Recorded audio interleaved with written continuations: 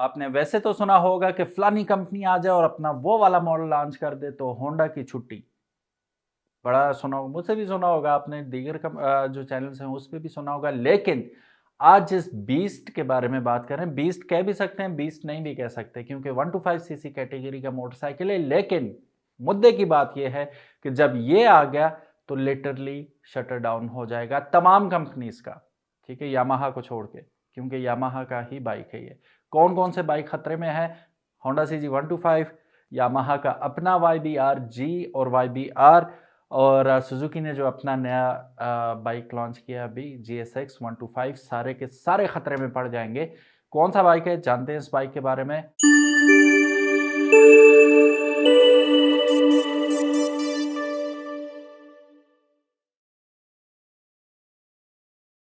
अस्सलामुअलैकुम, मेरा नाम है ख्वाजा मोहम्मद उमर और आप देख रहे हैं बाइक मेट पीके। इसी किस्म की इंटरेस्टिंग वीडियोस देखने के लिए और नए नए बाइक से रूशनास होने के लिए चैनल को सब्सक्राइब करना मत भूलिएगा। और अगर तो आपको ये बाइक पसंद आता है तो हिट द लाइक बटन, आपने लाइक ज़रूर करना है वीडियो को अगर आपको इस बाइक से प्यार है। और मैं जब भी कभी ऐसे बाइक्स के बारे में बात करता हूँ, लोग कहते हैं मेरा ड्रीम बाइक है, तो अगर ये आपका भी ड्रीम बाइक है या आज के बाद ड्रीम बाइक बन गया है तो लाइक ज़रूर कीजिएगा। बढ़ते हैं वीडियो की जानिब। आज जिस मोटरसाइकिल के बारे में हम बात करने वाले हैं वो नन अदर देन यामाहा का अपना MT125। जैसा कि स्क्रीन पे आप मुलाजा कर सकते हैं, आन बान शान इस मोटरसाइकिल की, देखते ही एक राइडर के मुंह में तो वैसे ही पानी आ जाता है। क्या बाइक है, मज़ा आ गया।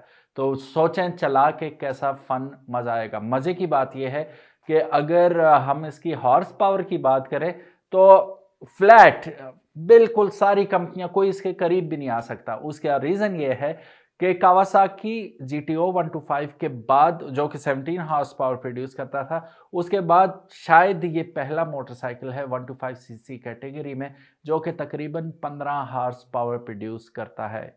एग्जैक्ट अगर बात करूं, एग्जैक्टली 14.95 हॉर्स पावर प्रोड्यूस करता है, 15 ही होगी तकरीबन। सो इससे पावरफुल मोटरसाइकिल कोई भी नहीं है। इवन सुजुकी का जिक्सर 125 जो स्पोर्ट्स शेप में, पिक्चर आप देख सकते हैं स्क्रीन पे, वो भी मेरा ख्याल है 14 हॉर्स पावर प्रोड्यूस करता है। तो ये उससे भी तगड़ा मोटरसाइकिल है अगर हम इसकी पावर फिगर्स की बात करें तो। मज़ीद इसकी इंफॉर्मेशन जानते हैं कि इसमें क्या क्या स्पेक्स हैं, कितना खूबसूरत मोटरसाइकिल है, और फिर मिलते हैं आपसे वीडियो के एंड में। सो गाइस, अब बात कर लेते हैं कुछ MT125 के की फीचर्स की। सबसे पहले तो हमें नज़र आता है powerful 125 EU5 complaint engine with VVA। अब ये EU क्या है? EU स्टैंड्स फॉर यूरो, तो यूरो 5 कंप्लाइंट इंजन होने वाला है। और VVA जो कि यामाहा का एक्सक्लूसिव वेरिएबल वॉल्व एक्चुएशन, जैसे VVA कहा जाता है, सिस्टम है जो कि 2 इनटेक कैम लूप्स के साथ फीचर करता है। अगर आपने देखा हो R125, तो ये वही एक्सक्लूसिव R125 डिराइव टेक्नोलॉजी है जो कि हाई टेक इंजन को आउटस्टैंडिंग टॉप एंड परफॉर्मेंस मुहैया करने की सलाहियत दे देता है और इतना पावरफुल बना देता है कि ये लोअर RPMs पे भी इमेंस आपको टॉर्क प्रोवाइड करता है। और इसकी वजह से MT125 is one of the strongest performer in this category। कौन सी कैटेगरी है जी? 125cc कैटेगरी में एक सबसे ज़्यादा स्ट्रॉन्गेस्ट कंटेंडर बन जाता है।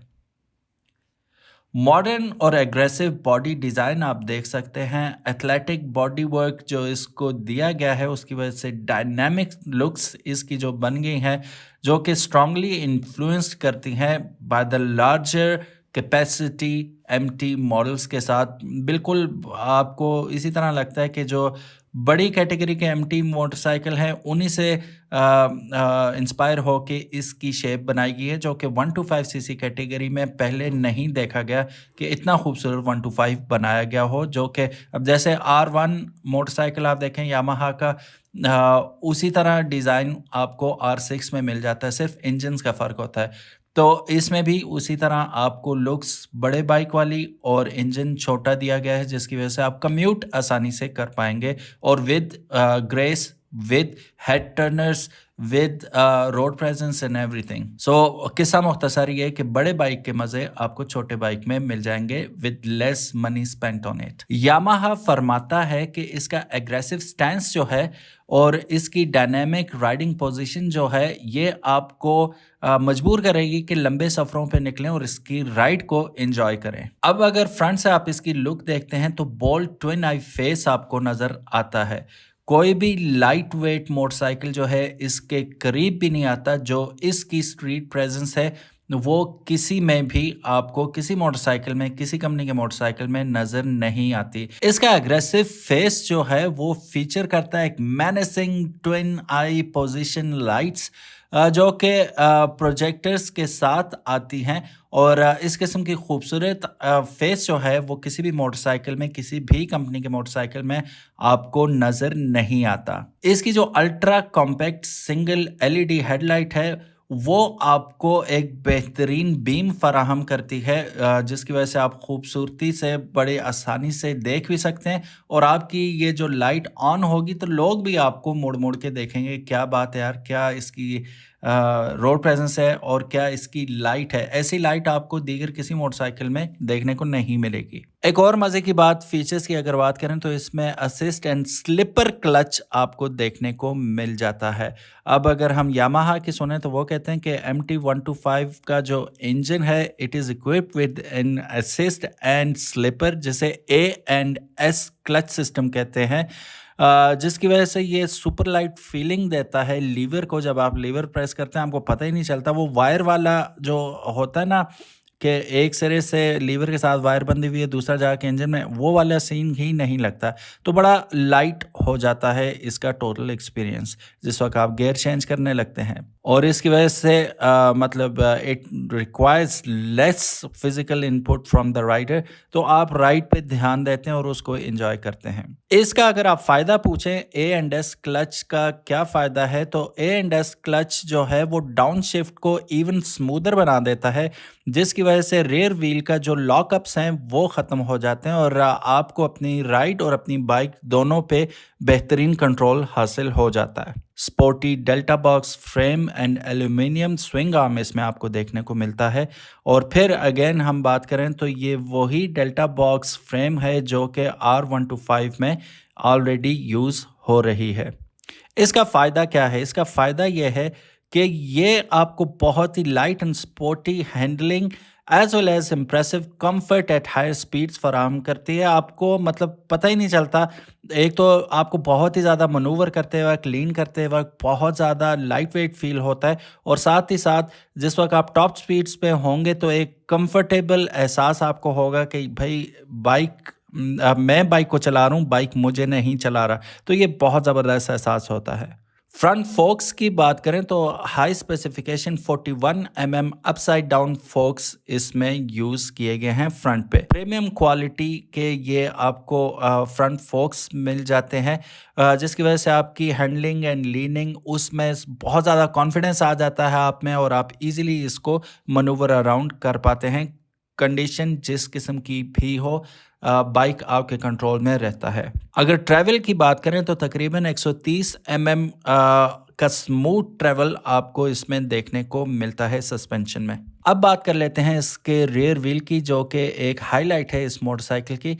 अब अगर आप इसके रियर व्हील को देखते हैं तो 140 सेक्शन का रेयर टायर इसमें यूज़ हुआ है और अगेन इस किस्म का बड़ा टायर आपको एटलीस्ट 125 सीसी कैटेगरी के किसी मोटरसाइकिल में देखने को नहीं मिलता। तो इससे होता क्या है कि अगर आप तो लॉन्ग राइड्स पे जा रहे हैं या ट्विस्टी रोड्स पर जा रहे हैं तो ये जो MT125 है it is always ready to thrill you क्योंकि रोड ग्रिप बेपनाह है, इसकी शानदार किस्म का कॉन्फिडेंस होगा। कॉन्फिडेंस मैं वर्ड बार बार यूज़ कर रहा हूँ क्योंकि जब भी कोई आप मनूवर लेने लगते हैं या किसी राइड पे जाते हैं तो confidence is the only thing, अगर आपको मोटरसाइकिल पे हो तो आप बेटर परफॉर्म कर सकते हैं और उसके फुल पोटेंशियल पे मोटरसाइकिल के आप उसे चला पाते हैं। और 140 टायर की वजह से लीनिंग वाला जो ख्वाब है अक्सर लड़कों का वो पूरा हो जाता है। जब ट्विस्टी रोड्स पे आप जाते हैं तो एक एतमाद के साथ आप इसका टर्न ले लेंगे, क्योंकि 140 section is a huge tyre and definitely is gonna provide you with better grip. चलिए जी, अब बात कर लेते हैं कुछ इसके डिस्क माउंट्स की। Radial mount caliper and 292 millimetre front disc इसमें यूज की गई है for stronger braking force together with the high level of feel. The MT125 is fitted with a radial mount clipper and a large 292 millimeter diameter disc.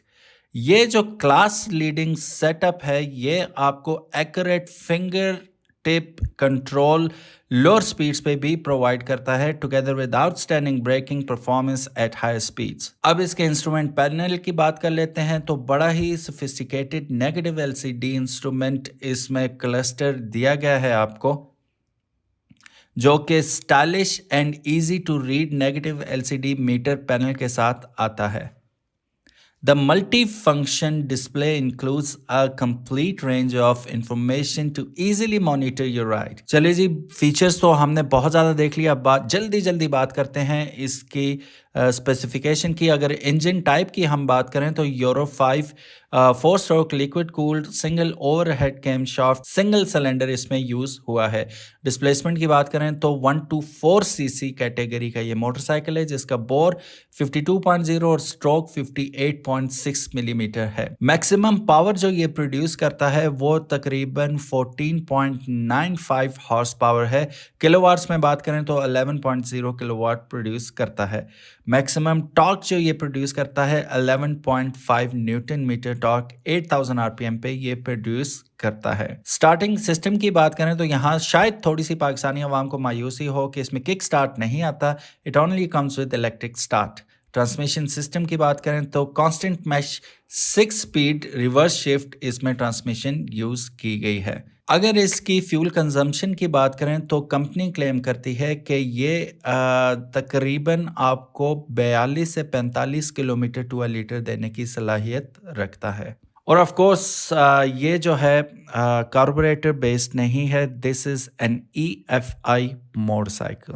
Front brakes की बात करें तो hydraulic single disc 292 mm की front पे disc मिल जाती है और रेयर पे हाइड्रोलिक सिंगल डिस्क 220 mm की मिल जाती है, यानी कि फ्रंट पे भी डिस्क और रेयर पे भी डिस्क। फ्रंट टायर की बात करें तो 180 का फ्रंट पे टायर मिल जाता है, 17 इंच का अलॉय व्हील मिल जाता है।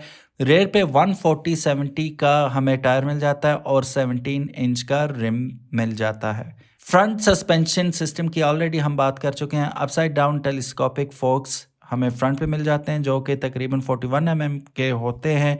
रेयर सस्पेंशन सिस्टम की बात करें तो swing arm link type suspension हमें बैक पे मिल जाती है। ओवरऑल लेंथ की बात करें तो 1960 यानी कि 1960 मिलीमीटर इसकी ओवरऑल लेंथ बनती है।